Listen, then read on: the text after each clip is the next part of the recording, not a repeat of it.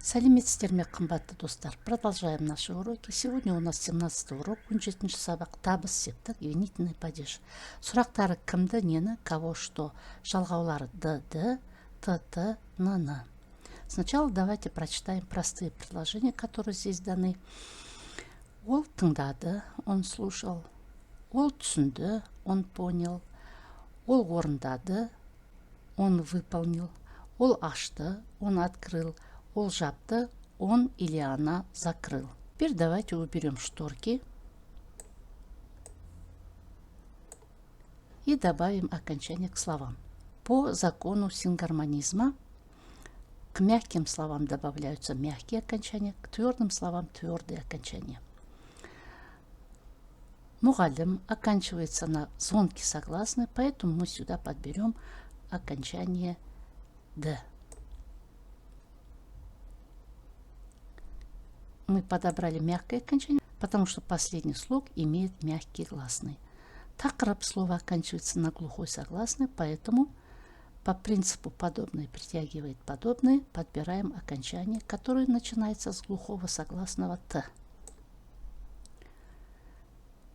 Тапсырма. Слово оканчивается на гласный, значит мы подбираем из этих окончаний. Слово твердое, поэтому мы берем твердый вариант окончания. Ктап оканчивается на глухой согласный, поэтому подбираем т. Ктап-т. Если слово мягкое, поэтому мы подбираем окончание т. И слово оканчивается на глухой согласный, окончание начинается тоже с глухого согласного. В случае, когда слова в табыс септік, можно употреблять без окончания. Ол алма сатып алды, он купил яблоко. Ол тамақ пісірді, он приготовил еду.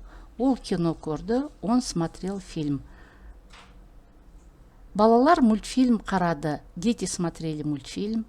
Балалар сөйлем құрастырды, дети составляли предложение. Балалар кәмпит жақсы көреді, дети любят конфеты. От глагола можем задать вопрос «не».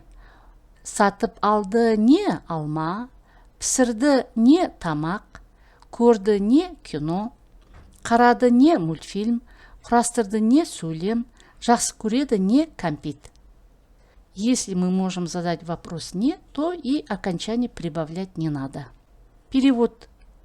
Дети смотрели мультфильм, дети составляли предложение, дети любят конфеты. Нам мониторить те же предложения, что и на предыдущей странице, но нужно к словам добавить окончание. И вот тут пишется случай, когда к словам нужно добавлять окончание. Окончание добавляется в том случае, если перед словами в табыс септік поставить местоимение «бұл».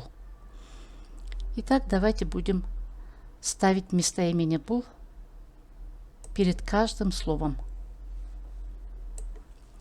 Итак, ол алма сатып алды. Да, мы можем сказать ол алма сатып алды, он купил яблоки. Но если же мы поставим бұл, смысл немного меняется. Ол бұл алманы сатып алды. Он купил эти яблоки, а не те. Ол тамақ пісірді, он приготовил еду. Теперь поставим бұл. Когда мы ставим бұл, автоматически соединяются окончания табыс септік. Ол пісірді нені? Тамақты.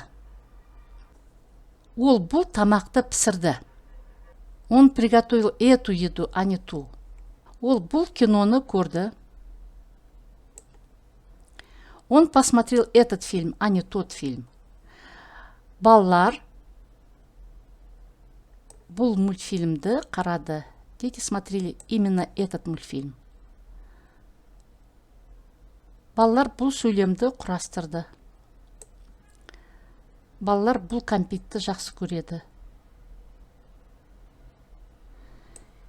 Дети составили это предложение. Дети любят эти конфеты, а не те.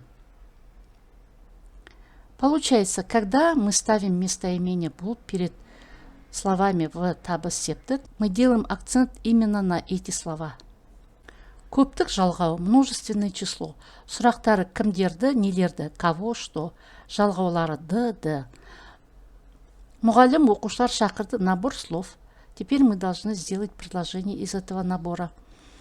Для этого мы подводим окончание.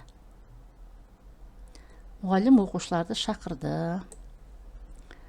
Гүлжан терезелерді жуды. Получается, учитель позвал учеников, Гүлжан мыла окна. Мысалдар, примеры. Сен бүгінгі тақырыпты түсіндің бе? Я түсіндім, тақырып қиын емес. Ты понял сегодняшнюю тему? Да, понял. Тема нетрудная. Сен бүгін Айшаны көрдің бе? Я көрдім, ол офисте. Бірақ қазір ол банкке кетті. Жарайды, жақсы. Ты сегодня видел Айшу? Да, видел. Она в офисе, но сейчас она ушла в банк. Ладно, хорошо. Давайте обратим внимание на слово «банке». Банк – слово твердое, но к нему добавлено мягкое окончание. Почему так случилось? Потому что в этом слове последний звук является мягким согласным. И он решает, какое окончание подобрать. Поэтому получилось не банка, а банке. Завершая урок, можем сделать вывод, что табыс септик отвечает на вопросы канданина, имеет окончание «dd», «tt», «nn» и показывает, на кого или на что направлено действие.